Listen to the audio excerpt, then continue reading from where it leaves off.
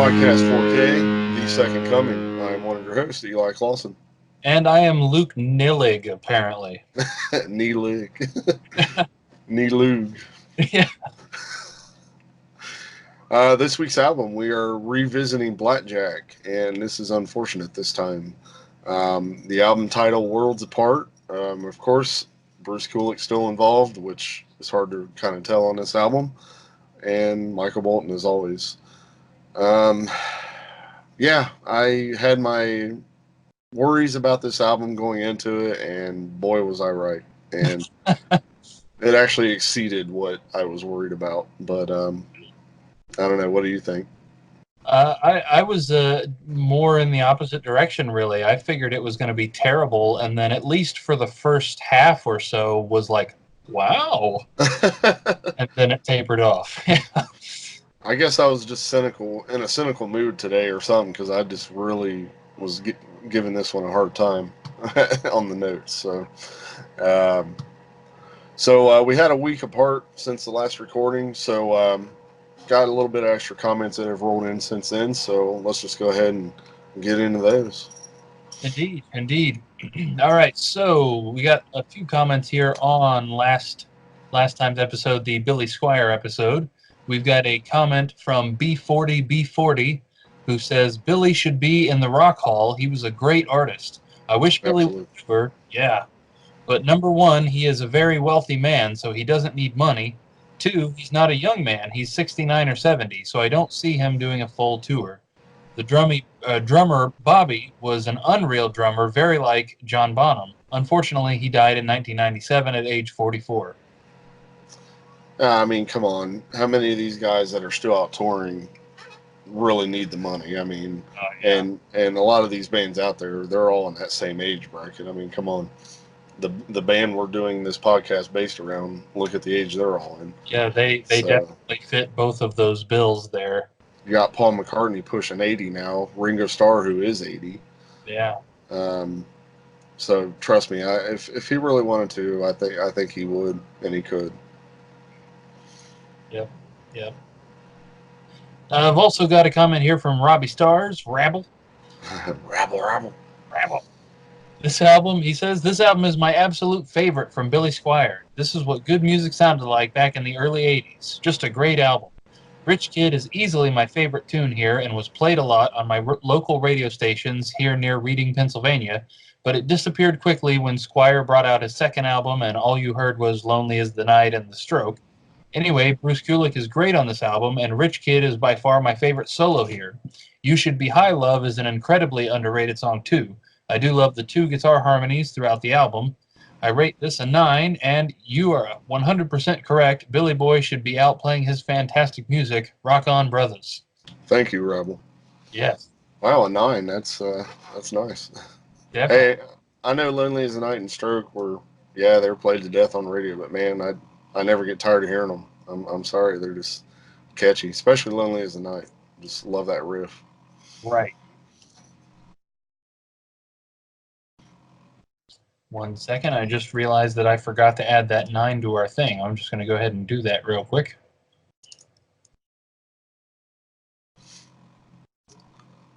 There we go. So that brought that up from an average of 6 out of 10 to a 6.7 out of 10. So Nice. Got that up there. Okay. Also, we got a comment from Jay Rucker, and he is giving us his votes on Worlds Apart, this album today. He says he's given this a 5 out of 10. Some interesting facts were Jay-Z sampled the song Stay for his song A Dream. In 2004, Kanye West re-recorded a section of Maybe It's the Power of Love for inclusion on his song Never Let Me Down. Oh my God. Yeah, he gave us his votes for this album. His top 3 for this was My World Is Empty Without You, Stay, and Break Away. Okay, man, that's, again, I'm loving the parallels already with the with the feedback on this. Right. Jumping over to our Facebook page, we also got a couple of replies to some comments. If you remember, I think it was in the last episode, we talked about a comment from Rob Schwartz where he was complimenting the original Blackjack album. Eli, you responded to him, and he responded back. saying, I think Bruce even played with Meatloaf before this album, but I'm not sure if he's on the album. It might be Bob. And you are correct there, Rob. Bruce did not play on the Bat Out of Hell album, but him and Bob both did tour for that album. Nice. Which is pretty cool. I wish he had played on the album. I thought he did. I was looking forward to reviewing that one on this list and found out it wasn't him, but whatever.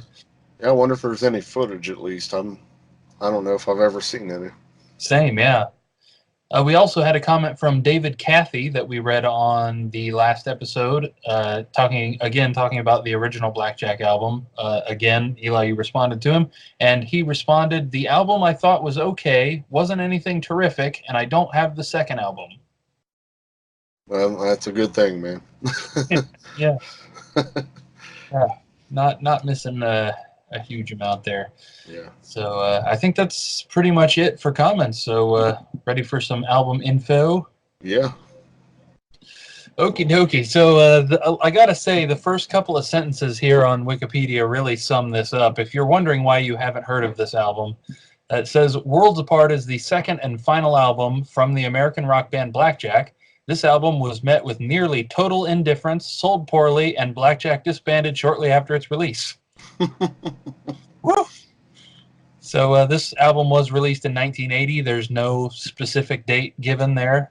It was recorded at the Criteria Studios in Miami and produced by Eddie Offord. Interestingly, as we pointed out last week, this is the same guy who produced Billy Squier's Tale of the Tape. And such a difference in the overall production. I just don't understand, especially a legendary studio like Criteria. I mean, right. I just don't understand. That is for sure. Sorry, for the first time, I heard something that I thought sounded worse than Hotter Than Hell. Oh, God. I'm starting to wonder now if we heard the same album. Like I say, I listened to it earlier today, and I just must have been in a weird mood or something, because it did not hit me right at all. Right. I need to make sure that I've got the right files. So our personnel on this album is exactly the same from the first album. We've got Michael Bolton doing all the vocals, lead and backing.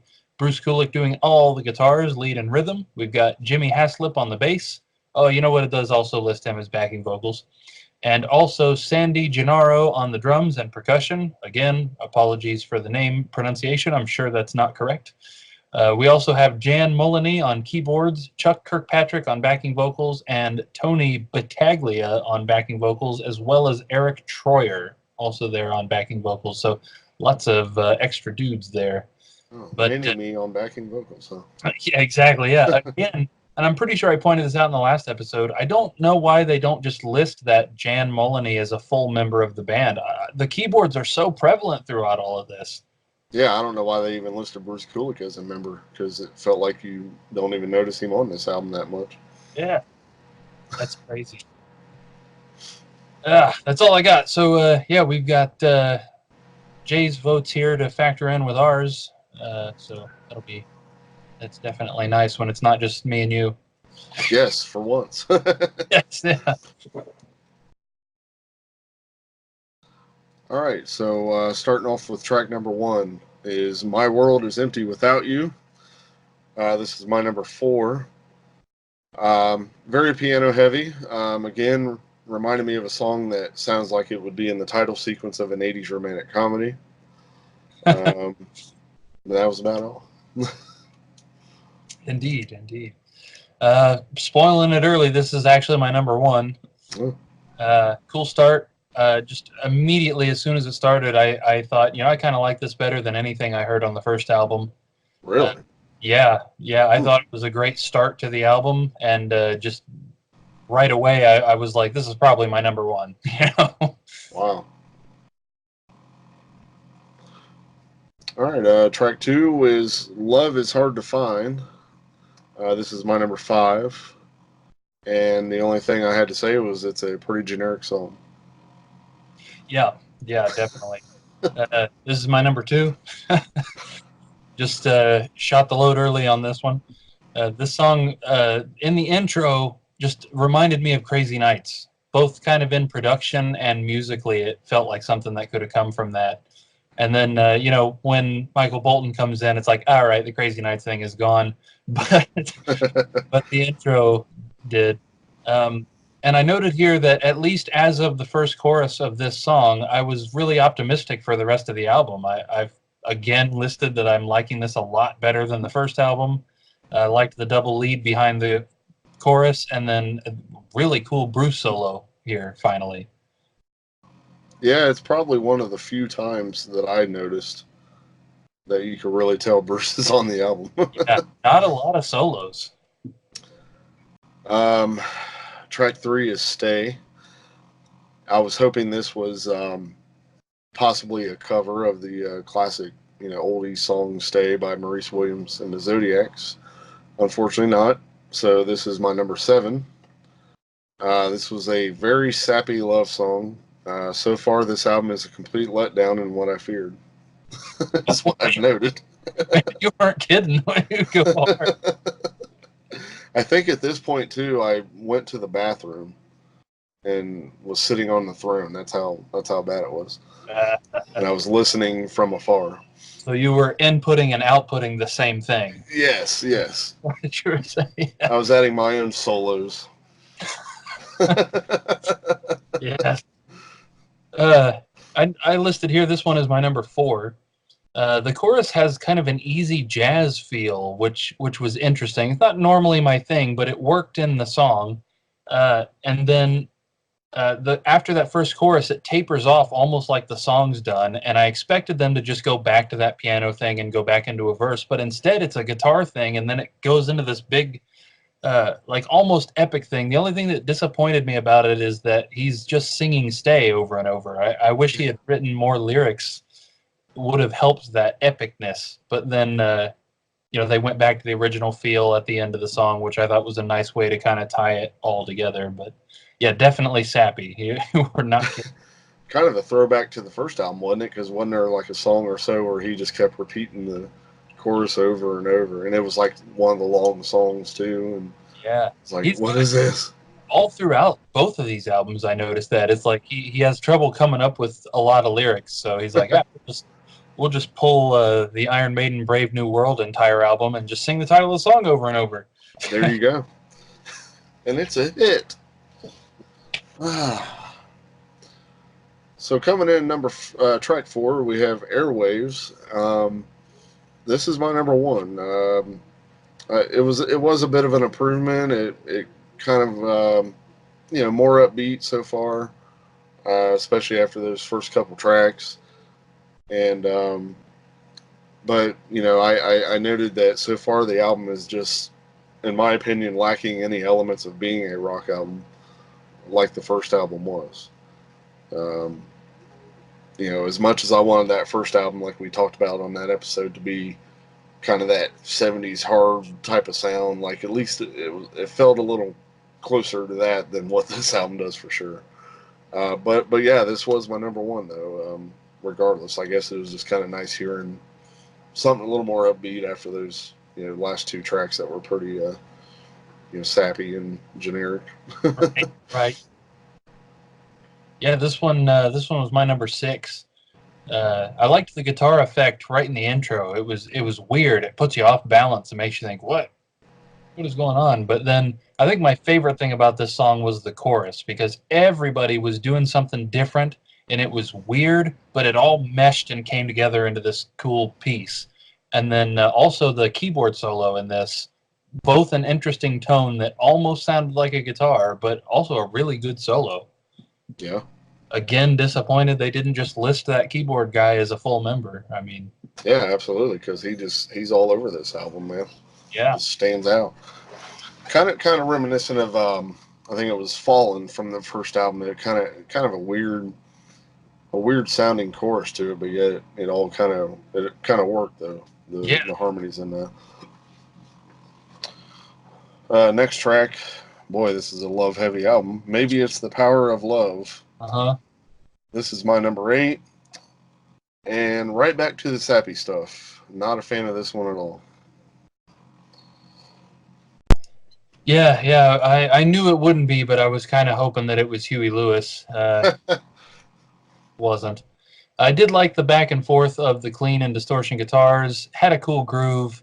I put this one at my number 3, but I gotta say a big detractor was the lyrics. Just like you've been saying, just the general sappiness of it was starting to get at me. You know, Right. I think at this point I was flushing the toilet, and it just kind of it helped the song, I guess, but not right? enough. I was able to put it up high enough in the list because I just started ignoring what Michael Bublé was doing. You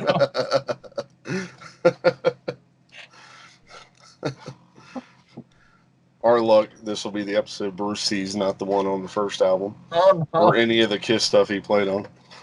Dang it! We promised we love you, Bruce. Yes, yes, trust me.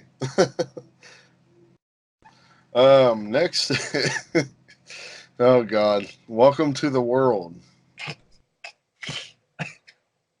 This is my number 9, and the only thing I net put it is this song makes me want to leave the world. Oh my God! Oh Yep. Lord. I was hoping for some Neil Morse on this one. Again, let down. Yeah. So my first note is, what in the balls is going on? And then I figured it out. I noted, oh, okay, I see. All right, as much as it kind of makes sense, it's super weird. The actual sound of an actual birth. What? I was trying to figure out what I was hearing from the bathroom. I'm like, what is this? Yeah, that says that on the Wikipedia page. I should have mentioned that. I think it was just somebody. Uh, It was somebody listening to the album. They were recording their live feedback. yeah, God, Ah! this album was so terrible it made me give birth. but, Well, but I gave birth to while I was listening to it. oh man, so on I a named it Ploop and Plop. ploop and plop. Welcome to the ploop and plop. That's what we should have called this. 4K ploop and plop. So on a different note, That'll be when we get to the asshole album. yeah, I did really enjoy Bruce's guitar part. I'll say that the bouncy groove kind of lent itself to it, and another good solo.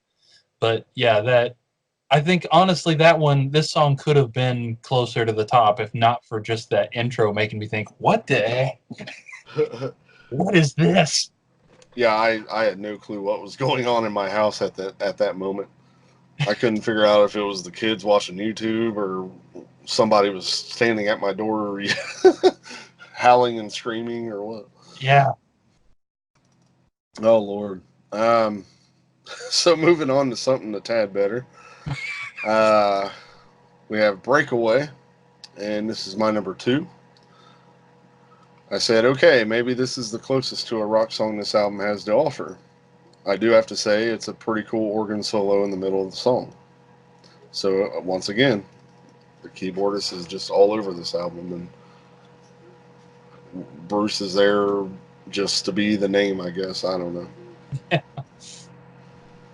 this one is actually my number 10. I don't know what it was, but something didn't catch me in this one like the others did. Especially, I think here was when I realized that I felt like the album started good and then just sort of tapered as it went. And here was where I was like, man, what did they just put all the ones near the end or what? Oh, it just gets better. Yeah, Next track, really want to know when this album will be over. yeah, Um, this is my number 6. My my notes are blah blah blah. More keyboards, more boredom, and really wishing this album was over by now. yeah, yeah. That's one of the things that I noted in my like overall thing was that even though this album's only 10 songs, I wish it had been shorter. Oh God, how easy and quick a Kiss album goes by that is 10 songs. This felt like an eternity. Yeah, yeah. I mean, I felt like I was listening to like a double album or something, and it's like, when's it gonna end? Yes. Yeah, this one, I liked the song better as it went, but when the intro came on, I was like, oh, this is my number 10. I hate this. I don't know what was up with the intro. The song tapered off, and it wasn't quite so bad. So it ended up being number 9. But yeah. Yeah, yeah. My number 10 is the next track, Sooner or Later. And all I had to say is, I have nothing when it comes to this god awful track. Yeah. Thankfully, there was only one more song to go. Yeah. The only this was my number 8. The only redeeming quality for this for me was the back and forth Bruce solo. There a little bit in the left, then a little bit in the right, and a little bit in the left, and I thought that was cool. But yeah, other than that, completely forgettable song. And we come to the final track already. She Wants You Back. We don't, Thankful. we don't. Yeah. Thankfully, there was somewhat of a decent. I'm not going to give it that much credit, but it was a fairly decent ending, being that this was my number 3. Um, I have to say, I was kind of digging the vocal harmonies in this one, but that doesn't change the fact that I am so happy this album is over. God, yeah. My number 7 here. Yeah, I don't know. I feel like this song is an okay song, but it's a middle of the album song. It's not a closer. It's Yeah, There's some weird stuff going on, and it's cool. It's weird, but yeah, just it left me feeling kind of bad about the album, just like all these other ones we've talked about. I'm still waiting on that good album closer that makes me go, you know what? I'm gonna play this again. You know? and that's where I was about to go. Once again, we have yet to have that good album closer yet, and I still personally think it's going to be a bit of a wait. So I think I said the Wendy O. Williams album, which is yeah, we're making our way there, but Right. that's my prediction, let's say, but that could change. Yeah. So with an overall ranking, I give this album a 1. It Well, is it is beyond what I feared it would be for a follow up. It is badly lacking in the low end department. It's like the producer said, "Hey, screw this awesome guitar player you have. Let's spotlight the keyboard player on this album." Kudos to Bruce for moving on to much bigger and better things. See, Bruce, there's light at the end of the tunnel. We love you. yes, exactly.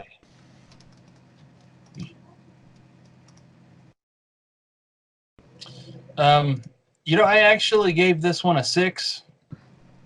Hmm. Um, as I mentioned a few times, I enjoyed this one a lot more than I did their debut. Something about it, it seemed a little bit darker, a little bit cooler, especially at the beginning, of course, as I've said a bunch of times. More Bruce solos than the first album. So what you've been saying about this one over and over about him barely being there and the keyboard guy taking the spotlight, I felt that way about the first one. Really? That he might as well not even have been there. Um, so of course it was great to hear him be a little bit. At least he got some solos here. Definitely points for the killer album opener for me anyway. Like I said, that as soon as My World Is Empty Without You came on, I was like, all right, here's some stuff, um, and it excited me for it. Excited me for the rest of the album. So I looked for that. I really wish that closing track had lived up to that same thing. This could have gotten even higher marks, I think, for me if the end, even if just the ending track would have been as good as the beginning, I'd have been impressed enough to, you know. Yeah. But I find it so interesting how drastically different our opinions were on this and even the first album. And yeah, then even Rabble, I think it was, gave this one a good review as well. I don't know. Maybe I just wasn't in the right mood listening to it or something. could be. But But yeah, just again, I said this all throughout the tracks. That just the one big thing that really really bugged me is that it just felt like they put the tracks all at the end.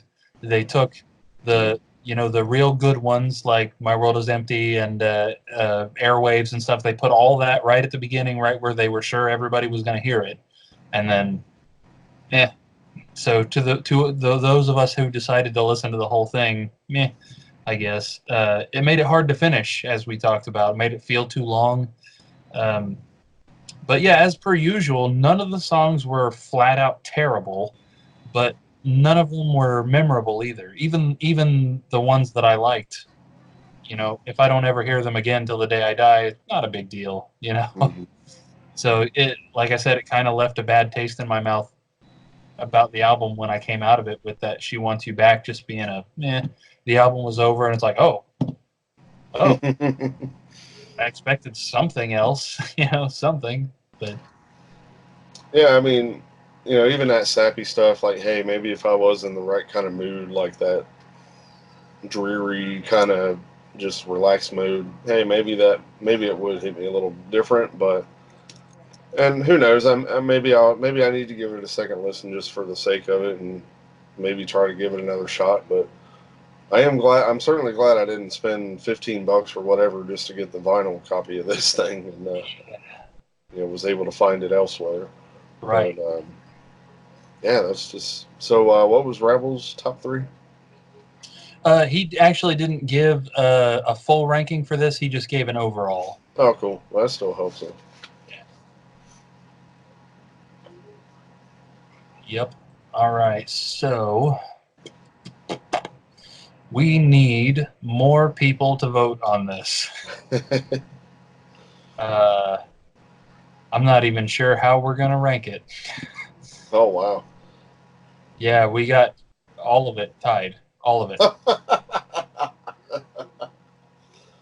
No way. That's never happened the whole time we've been doing the show. There's a number one. There's a clear winner, and that's it. That's it. Maybe we should postpone announcing these until the next show and make sure we post that on our page and everything to get more people to vote on this one. Yeah, so at least one more person to break up the ties, because yeah, um, my world is empty without you is clearly above everything else, but airwaves also is it's not technically tied, but it's also not in the top three. Everything else is tied, so we definitely need some more input here. All right, so we need your guys' help once again. Please put your votes in on this record, and we're going to hold off announcing the final tally until the next episode.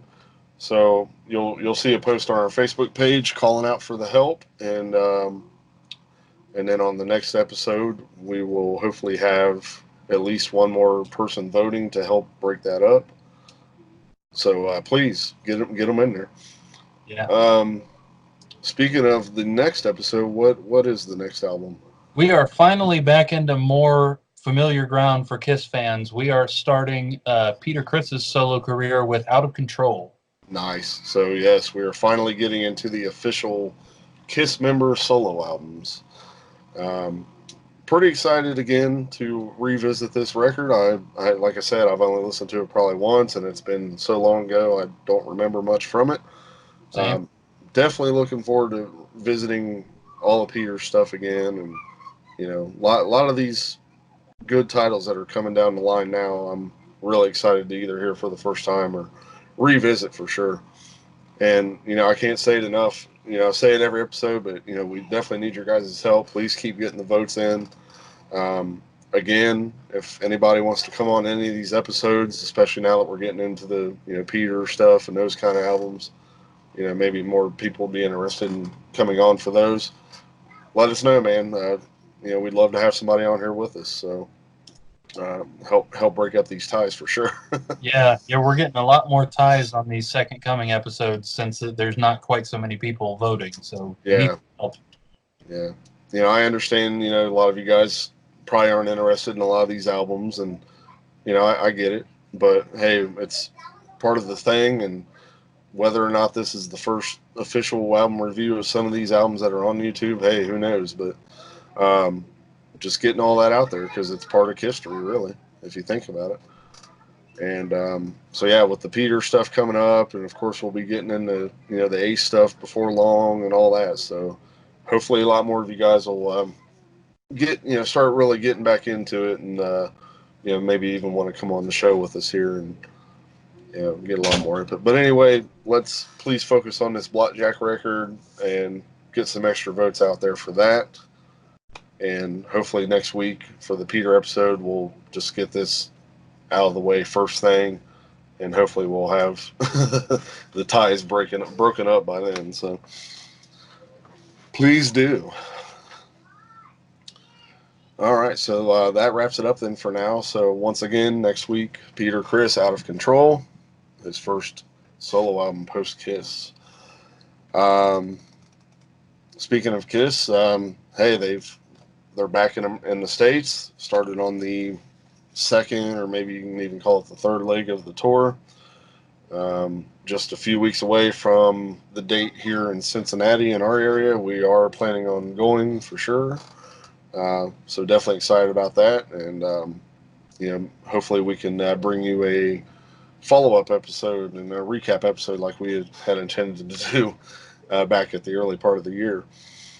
Um, so yeah, let us know if you guys have already went to any of the shows here in the States, or if you plan on going to any more of the shows in the States. From what I hear, it sounds like they may have scaled down the stage just a bit, using more of what they used overseas, especially now that most of these dates are in the sheds, so they can't quite put the full production like they did in the arenas. No problem. From what I understand, they've also kept Crazy Nights in the set, at least as of now. Interested to see if that happens when we see them at our show in Cincinnati. And hey, if anybody's going to be at the Cincinnati show, let us know, man. We'd love to meet up with some of you guys. So really excited for that. And so I guess that pretty much wraps this one up.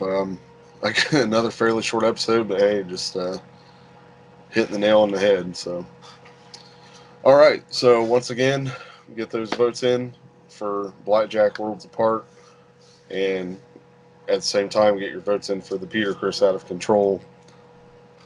Anything else you want to close with? I don't think so. All right. So thanks for watching as always. We'll see you guys next week. Later.